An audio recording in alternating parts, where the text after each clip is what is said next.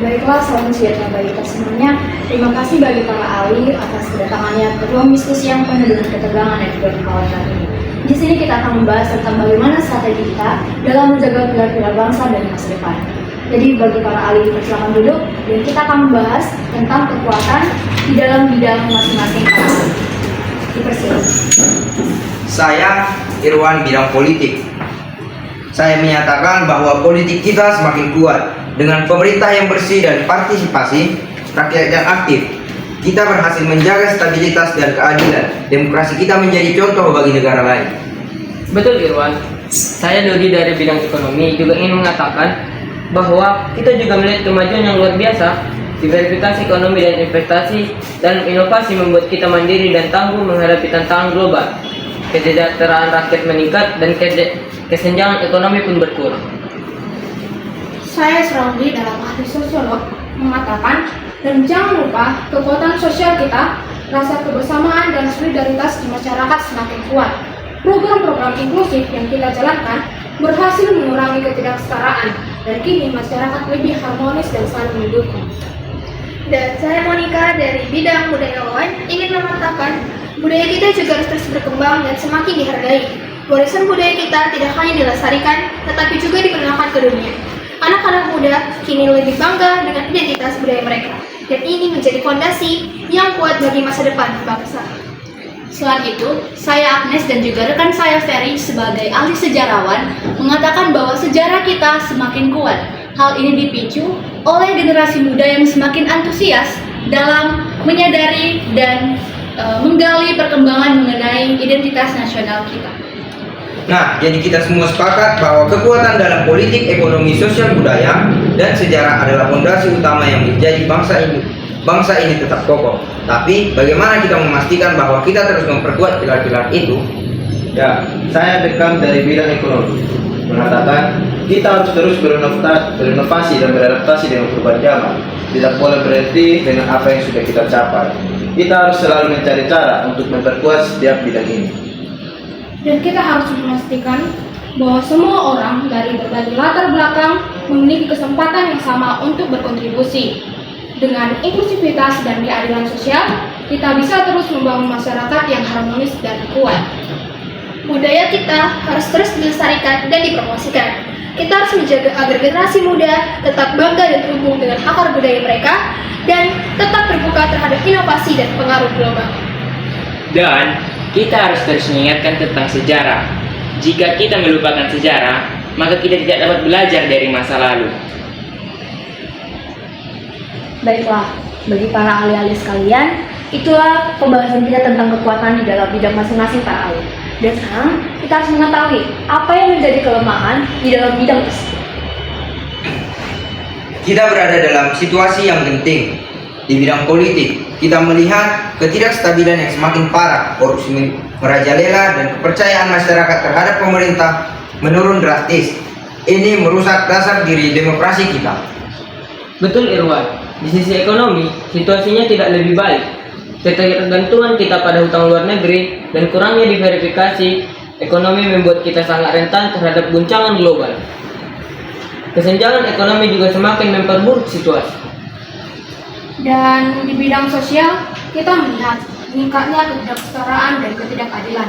Masyarakat semakin terpecah, konflik antar kelompok semakin sering terjadi, dan rasa saling percaya semakin menipis.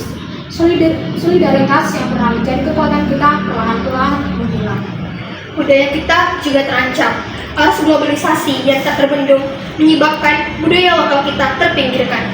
Bahasa, adat, dan tradisi mulai dilupakan. Anak-anak muda lebih mengenal budaya luar daripada warisan leluhur mereka sendiri. Selain itu, pada sejarah, generasi muda juga mulai mengalami penurunan akan diketahuinya identitas tersebut. Dikarenakan hal ini ada banyaknya sejarah yang terabaikan oleh pemerintah. Jadi, kita semua sepakat bahwa kelemahan dalam politik, ekonomi, sosial, dan budaya dan sejarah sedang merongsong bangsa kita. Tapi, apa yang bisa kita lakukan untuk memperbaiki keadaan itu? Kita perlu membangun kembali integritas kita dalam politik dan memperkuat ekonomi dan akar rumput. Ini adalah langkah awal yang sangat penting. Dan kita perlu membangun kembali rasa kebersamaan di masyarakat. Ketidaksetaraan sosial harus diatasi dengan kebijakan yang adil dan inklusif. Budaya kita harus dilestarikan dan dipromosikan, terutama kepada generasi muda. Kita harus memastikan bahwa budaya kita tidak hilang dalam arus globalisasi. Dan kita harus mengingatkan generasi muda tentang pentingnya sejarah. Mereka harus tahu dari mana mereka berasal agar bisa mengarahkan kemana mereka akan pergi. Baiklah, itu adalah kelemahan dalam bidang masing-masing. Dan sekarang kita akan membahas tentang bagaimana ancaman yang akan mengancam di dalam bidang-bidang para ahli tersebut. Di bidang politik, kita menghadapi ancaman serius dari meningkatnya polarisasi dan tidak kepercayaan terhadap pemerintah. Jika tidak diatasi, ini bisa merusak stabilitas politik dan mengancam keberlangsungan demokrasi kita. Tepat sekali. Sektor ekonomi, ketergantungan kita pada utang luar negeri, dan ketidakstabilan pasar global bisa mengancam ketahanan ekonomi kita. Kesenjangan ekonomi yang semakin lebar juga dapat memperburuk situasi. Ancaman sosial tidak kalah besar. Ketidaksetaraan dan ketidakadilan sosial semakin meluas. Masyarakat kita semakin terpecah dan rasa saling percaya semakin menipis, yang bisa mengarah pada konflik dan ketidakstabilan sosial. Budaya kita juga terancam. Globalisasi yang cepat mengancam kelestarian budaya lokal kita. Bahasa, adat istiadat, dan tradisi mulai terlupakan. Dan jika kita tidak bertindak, warisan budaya kita akan hilang. Sebagai survei kami sebagai sejarawan, sejarah kita juga terancam dalam bahaya. Generasi muda semakin jauh dan pengetahuan sejarah mereka juga semakin menurun. Kita berisiko mengulang kesalahan yang sama dan kehidupan identitas nasional kita ini terancam. Jadi, kita semua sepakat bahwa ancaman dalam politik, ekonomi, sosial, budaya, dan sejarah sangat nyata dan memerlukan perhatian serius. Bagaimana kita bisa mengatasi ancaman-ancaman ini? Kita harus mulai dengan memperkuat sistem politik dan ekonomi kita. Reformasi dan diversifikasi ekonomi adalah langkah penting untuk mengurangi ketergantungan dan meningkatkan pengetahuan. Di bidang sosial, kita perlu memperkuat program-program yang mendorong kesetaraan dan inklusi. Pendidikan dan dialog antar kelompok masyarakat bisa membangun kembali rasa kebersamaan. Kita harus melindungi dan melestarikan budaya kita dengan lebih aktif. Pendidikan budaya dan promosi tradisi lokal harus menjadi prioritas agar generasi muda tetap terhubung dengan warisan mereka. Dan kita perlu memperkuat pendidikan sejarah dan mempromosikan pemahaman yang lebih baik tentang masa lalu kita. Ini penting untuk memastikan bahwa pelajaran sejarah kita tidak dilupakan dan dapat menjadi panduan untuk masa depan. Baiklah, setelah membahas semua berbagai aspek tentang kekuatan, kelemahan, dan juga ancaman atau tantangan kita, di sini kita juga harus membahas bagaimana tentang peluang kita yang dapat kita diskusikan demi menjaga pilar-pilar bangsa di masa depan. Dalam bidang politik, kita memiliki peluang besar untuk memperkuat demokrasi kita. Dengan kemajuan teknologi, kita bisa meningkatkan partisipasi rakyat dalam proses politik melalui platform digital. Ini dapat meningkatkan transparansi dan akuntabilitas pemerintahan. Di bidang ekonomi, ada peluang besar untuk inovasi dan pertumbuhan dengan memanfaatkan teknologi baru seperti AI dan blockchain, serta investasi dalam ekonomi hijau dan energi terbarukan. Kita dapat menciptakan lapangan kerja baru dan meningkatkan daya saing global kita. Dan dalam bidang sosial, ada peluang untuk memperkuat jaring pengaman sosial dan mengurangi ketidaksetaraan. Dengan program-program yang inklusif dan pendidikan yang lebih baik, kita bisa menciptakan masyarakat yang lebih adil dan harmonis. Budaya kita juga memiliki peluang besar untuk berkembang. Globalisasi memungkinkan kita untuk memperkenalkan budaya lokal ke dunia internasional. Ini tidak hanya melestarikan warisan kita, tetapi juga membuka peluang ekonomi baru melalui para wisata dan industri kreatif. Sedangkan pada bidang sejarah, kita memiliki peluang untuk belajar dan berkembang, serta mengambil hikmah dari masa lalu dengan memahami dan menghargai sejarah kita. Kita bisa membangun masa depan yang lebih baik dan lebih terarah, sambil menjaga identitas nasional kita tentunya.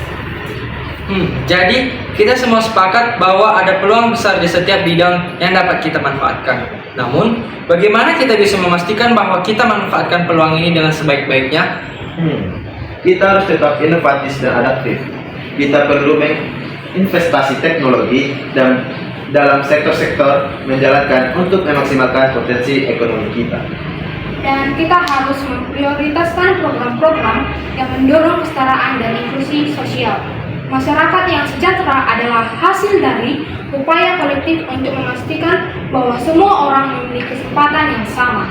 Budaya kita harus dipromosikan secara aktif, mengedukasi generasi muda tentang pentingnya budaya mereka dan memanfaatkan media untuk memamerkan kekayaan budaya. Kita dapat membuka banyak peluang.